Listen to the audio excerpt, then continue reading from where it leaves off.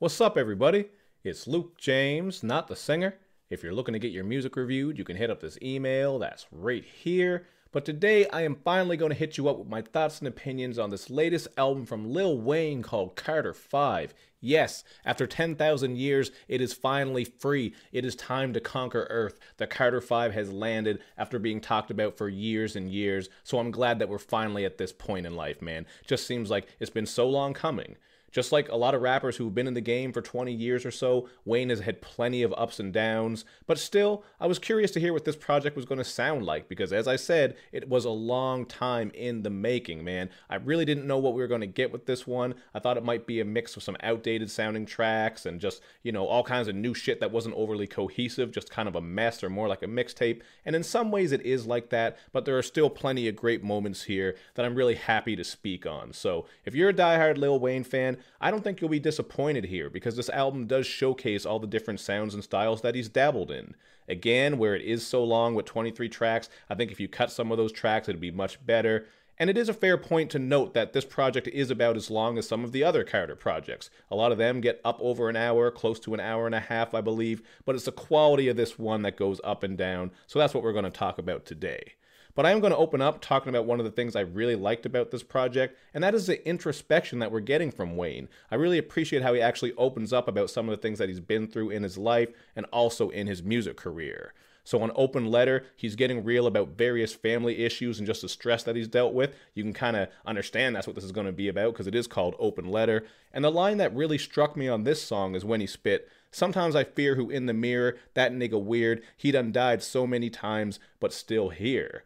I just took that as a powerful way of speaking on how much he's changed, you know what I'm saying? And it's also backed by this minimalistic production that really adds to the emotional feel. Definitely thought this was a standout moment. And another one of those moments would be Can't Be Broken. This is a track where he's speaking on his iron will and inability to be broken. So when he is getting deep and introspective like this, it is refreshing, you know what I mean? We've just been getting a lot of these mixtapes from Wayne over the past little while. We did have that FWA, what was it? Free Wheezy album, I think it was called. There were a couple of moments on that, but it seems like this is what he needed to do with Carter 5, was just to let us know where his head was at and what he's been through, because we've been wondering. So I thought that was dope, and these tracks just let us into the deeper self of Wayne, rather than just getting that pussy-eating, lean-sipping goblin that we've grown accustomed to over the years. So I do appreciate Wayne for doing that.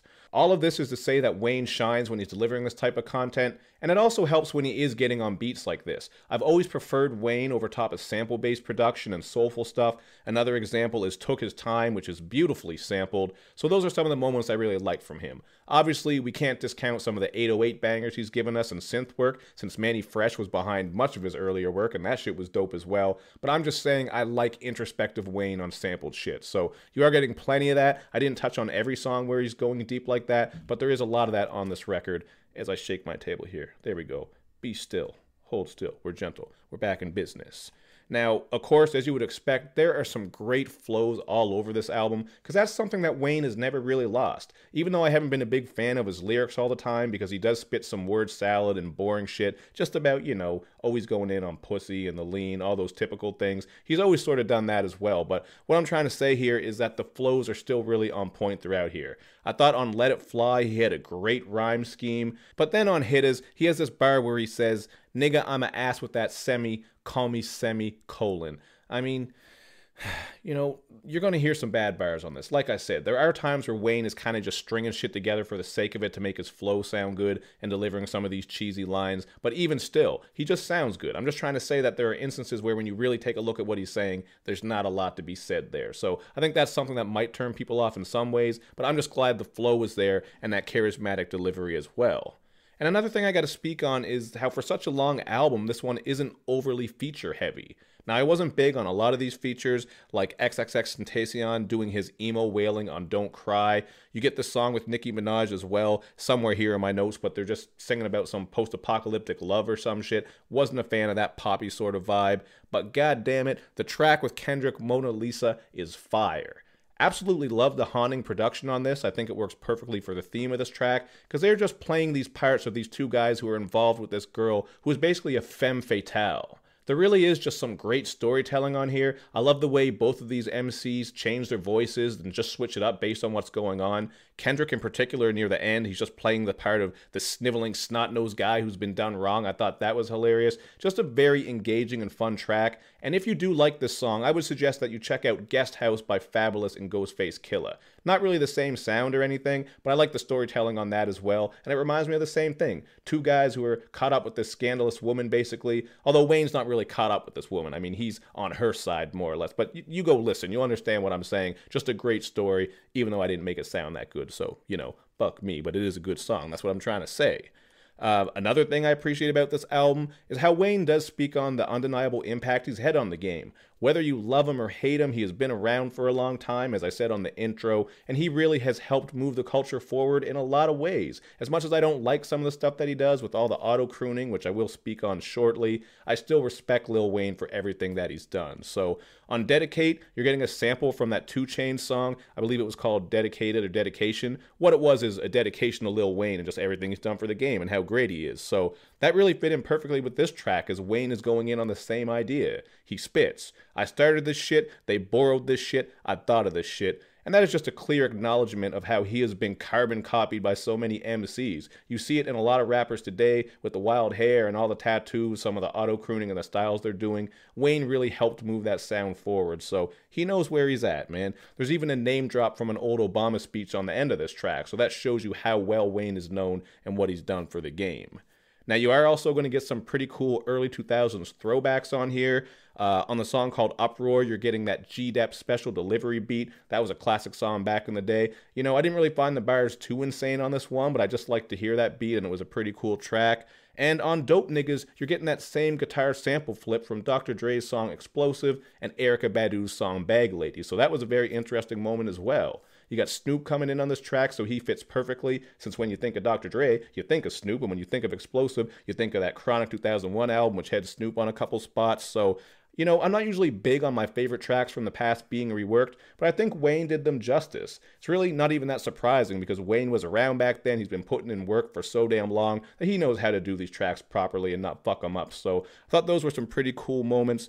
And I do like on Dope Niggaz, just to come back to how long he's been around, I like that part where he spits, yeah, I grew up around dope niggas and cold killers, and most niggas was both.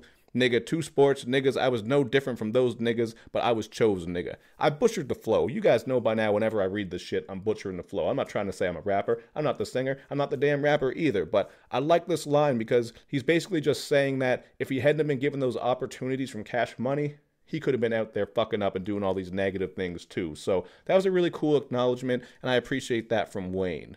But as expected with albums that have this many tracks, there are plenty of fillerish songs and just fillerish moments throughout these songs. I did mention how sometimes the bars are a little bit empty, even if he sounds good. There's just not really much to take from them, so I don't think there will be a lot of replay value in some spots.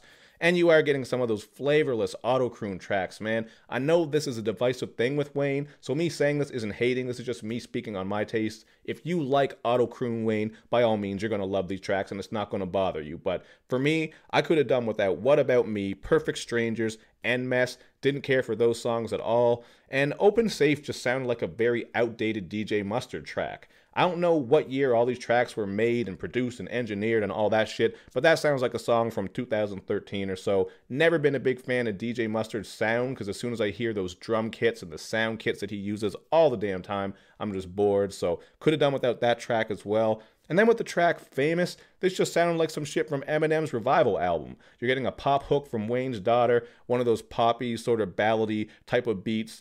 And there is some good content here, as Wayne is rapping about fame and the trappings and issues that come along with it, just the way it is when you're famous. But even still, I didn't really like this track, just the sound of it, so there were plenty of moments with this that really just held this project back for me. On the first listen, I really did not like many tracks at all, so I ran it back a couple more times, but after about 3 or 4 listens, I try to listen that much when I'm reviewing projects, unless there's not really anything interesting to say, but this was a long album with a lot of different stuff happening. But yo, just after listening to it a couple of times, I really didn't come out of this with a lot of songs, man. Now, a song ratio isn't everything. You also got to keep in mind how much you like the songs, how much you hate the songs, you don't like them, whatever. But in spite of all that, man, just the ratio here was not good. There's only a handful of songs I like out of all these. There are a couple that are cool. I didn't hate them, but I'm not going to come back to them. And then there are like those 6 or 7 tracks that I really didn't like at all. I just feel like there's a great album in this, man. If he had kept the shit a bit shorter, more cohesive, and kept those very personal tracks, kept a couple bangers, maybe an auto-croon joint or two for those people, I probably would have gone with a higher score, like maybe even a 4, because there are a lot of great moments here. But as it is, with all these issues that I've spoken on, with some of this auto-crooning, some of the word salad, just too many tracks, I'm going to go with a 3 out of 5, man. I did think about a 3.5. When I think of a 3.5, that's something that I think is an honorable mention when it comes to the Album of the Year discussion, but I'm not feeling that with this project right here. Definitely think it's good for what it is. I understand why he gave us so many tracks, because fans have been waiting for so long and he wanted to come through and give them all those different styles. But you know, this did kind of feel like a bit of a mixtape, just because we don't know when all these songs were made. Getting some old shit mixed with some new shit, a little bit of this, a little bit of that.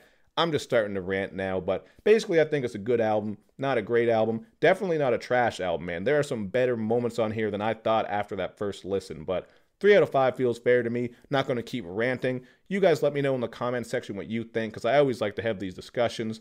And of course, man, make sure you show me love and show me lots of it all over my social media sites, because I appreciate you guys. Thank you for watching, and I will see you next time.